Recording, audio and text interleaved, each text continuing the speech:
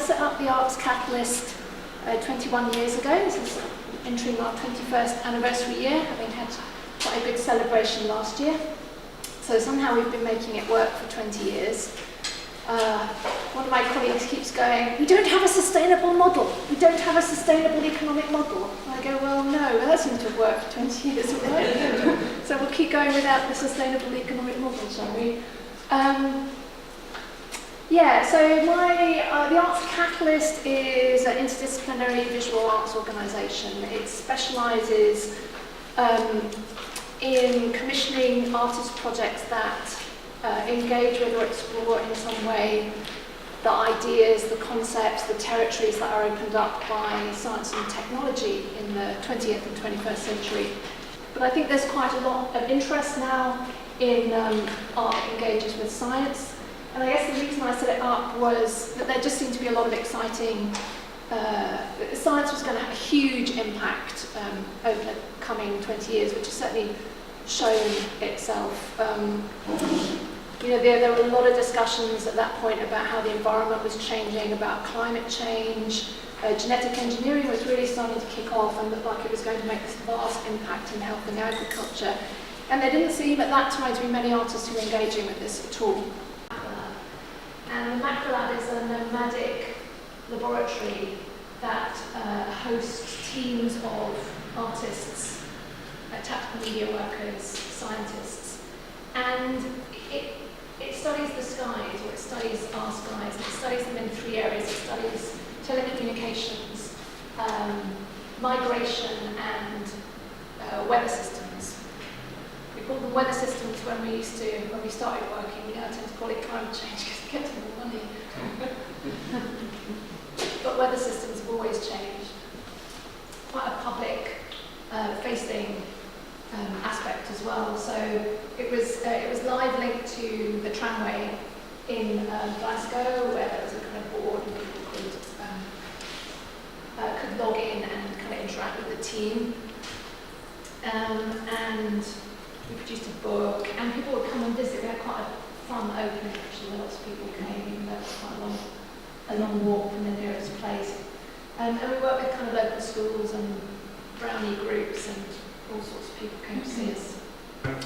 As a network, we're called Bridge Organisations. We're funded by the Arts Council, and we all look very much at joining up children and young people with arts and cultural organisations. So in a very broad sense, that includes museums, libraries, and even down to places of worship increasingly as well. So our role really is looking at children and young people and how they engage with arts and culture. We campaign for the value of arts and culture in education. We know it's kind of quite a difficult time at the moment for arts in education. We think about really practical ways that schools can engage with cultural opportunities, joining them up with cultural organisations and thinking about new projects, and I'll talk about some of our projects later. Another thing that we promote, and for those of you that kind of know the Arts Council, are the quality principles for work with children and young people. So these are kind of some statements really about what makes really good work with children and young people. You can see that cinema remains kind of relatively popular, but particularly in things like theatre, dance as well. Those kind of areas, it drops very much after 16. So we know that once young people leave school, they're doing less and they're getting less. And we found out that, with the question we asked was about where was your first memorable cultural experience, where was your first memorable trip?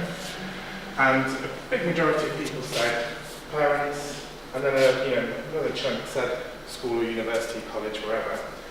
The really interesting thing is when you separate that by social grade, most young people in kind of the ABC grade, it was their parents that introduced them, and children in the lower social grades, it was school, college or university. So for us, again, that poses a really interesting question that if you're not as engaged with education, if you're not necessarily going to school or you're not really getting on that well there, and maybe you're slightly disconnected from your family or your family life, who is the one that brokers those first cultural kind of experiences and relationships? Which of these ones would you use to define arts and culture? And if you're an economically disadvantaged young person, you're less likely to have the language to describe it. So you already sort of know less than more advantaged young people. So for us, again, this is a big challenge, actually, specifically in London and other parts of England, that people just don't know, some young people don't know how to describe it. To date, there have been 100 landscape partnerships in the UK. 39 of them have completed. 63 are still in development over the whole of the UK, are delivering, and 18 are in development. And I'll talk about those 18 briefly later on.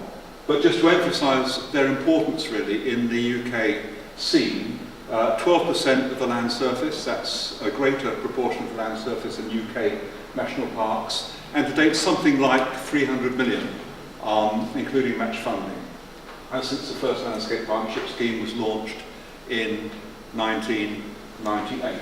And it seems to me that what's happened over the last really 20 years is that landscape has come of age. And I'm not an arts person, so I don't need to talk to you about the history of landscape in art. But the fact that that transition has included an emphasis on the relationships between the economy, the environment, and our heritage is quite a significant one.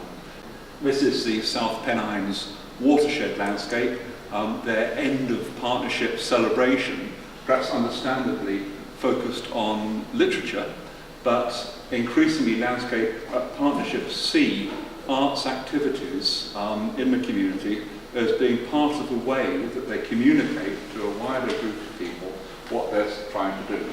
Neoliberalism. And what's happened really over the last 25 years in terms of a blurring between what were hitherto seen as public and private responsibilities. And there is a strong argument, and it's one that I think that anyone involved in publicly funded arts projects needs to recognise, that quite a lot of what organisations like the Heritage Lottery Fund are doing is taking on responsibilities that were hitherto previously have been responsibilities either of national or local government.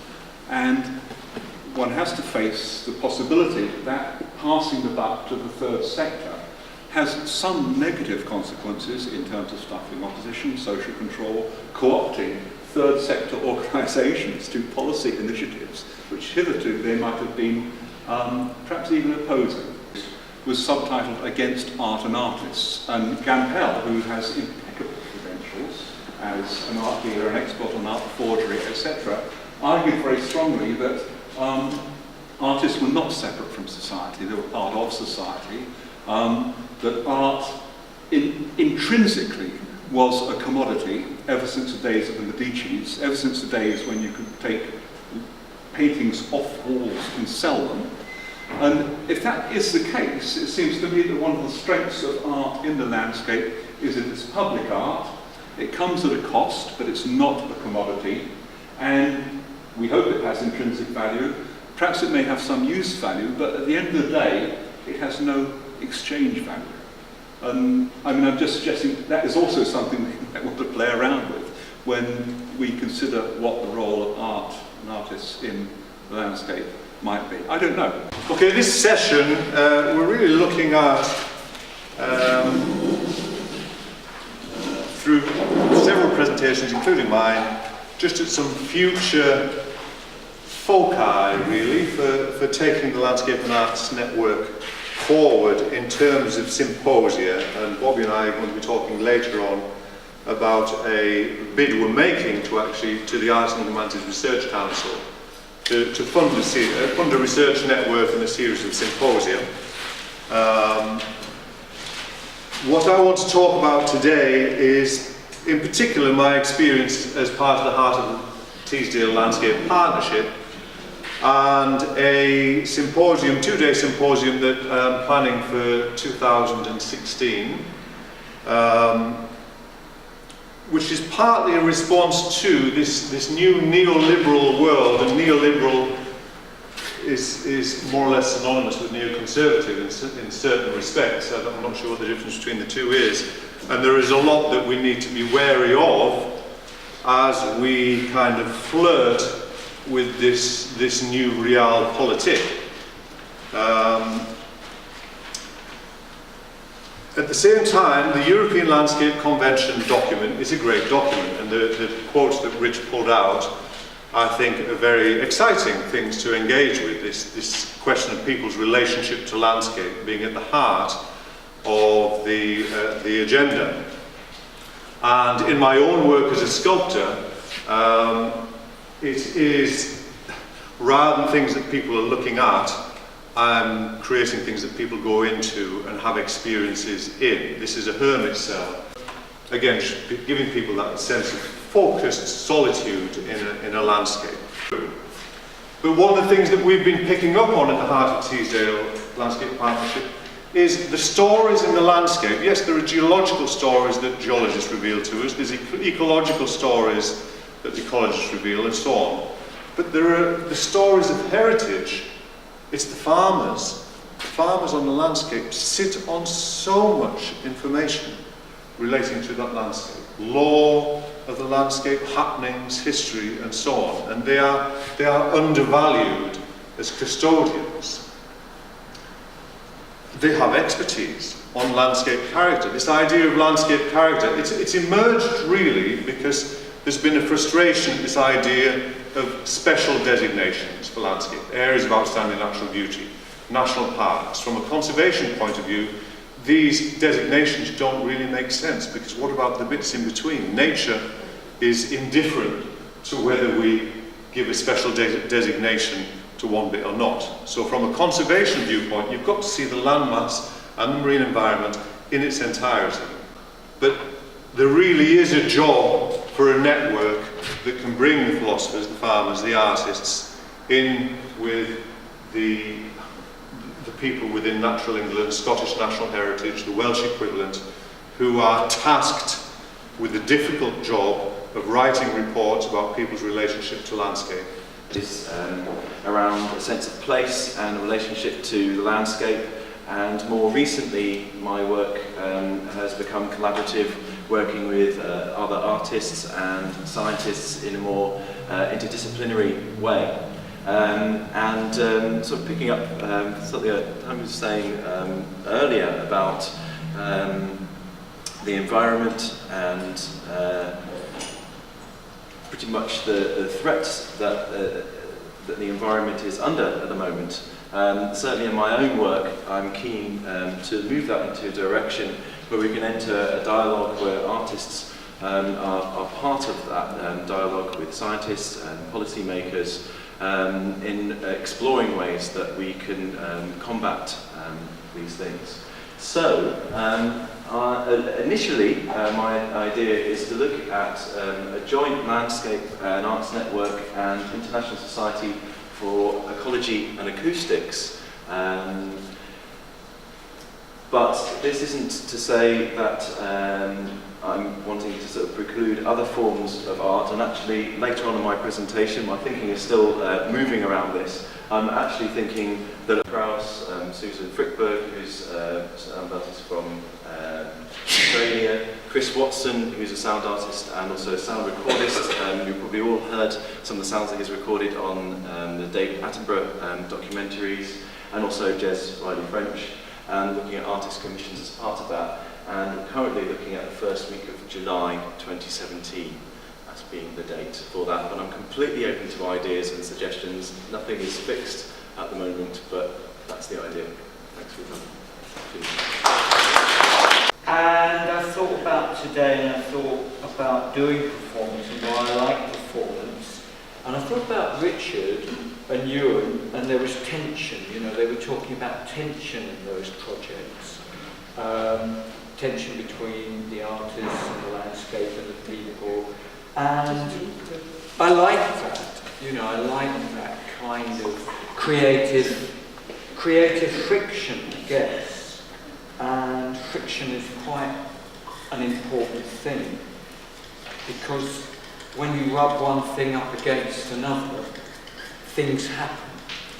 And I'm really interested in that in performance. And in landscape,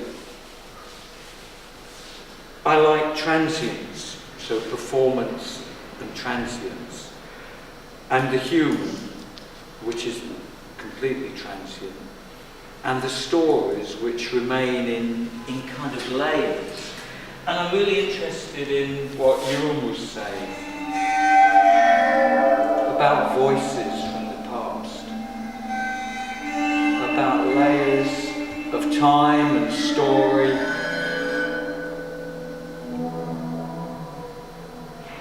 that communicate and sing to us from the past.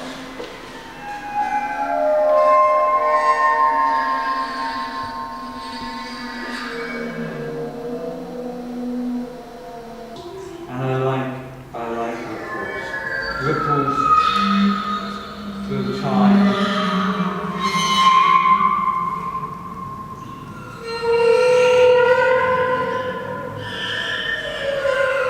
And when I went to Portland, I couldn't believe that Hannah told me that the stone was made out of the dance of water and sunlight. And I thought, how can you have something so solid and so that's built the British Empire? And where did it come from? It came out of a dance in shallow waters millennia ago, and there are stories locked in the stone, and stories that Hannah's archived, and the stories that Ewan was talking about farmers, about voices that don't often speak. And I'm really interested in the releasing of voices, and I think sometimes, like the role of the artist is to provide that friction and that space and that slight tension that then can release something. And sometimes the person themselves doesn't know what their story is until they begin speaking. And they're given an opportunity. And I suppose I didn't know what I was going to say today until I'd heard everybody speak. And that's the story. For me, the story of today is that. And so that's thanks to everybody. And that's it.